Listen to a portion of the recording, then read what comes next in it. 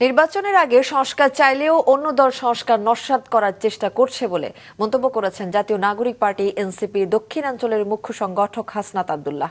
জুলাই পদযাত্রায় যশোর সফরের প্রথম কর্মসূচি হিসেবে সকালে শহরের ৪ খাম্বার মোড় এলাকার একটি হোটেলে জুলাই অভ্যুত্থানে আহত ও শহীদ পরিবারের সঙ্গে মতবিনিময়কালে এ কথা বলেন এনসিপি নেতা হাসনাত আব্দুল্লাহ।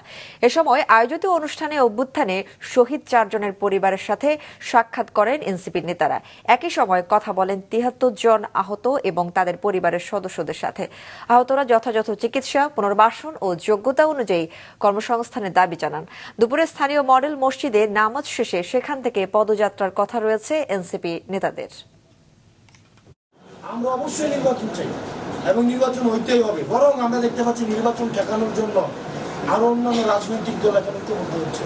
তারা নির্বাচন ঠেকাই দিতে চায় কিভাবে? তারা সংস্কার ঠেকাই দিতে চায়, তারা বিচার ঠেকাই দিতে চায়। বিচার এবং সংস্কার ঠেকানোর মধ্য দিয়ে, জুলাই ঘোষণাপত্র ঠেকানোর মধ্য দিয়ে তারা নির্বাচন পিছিয়ে দেওয়ার চেষ্টা করছে।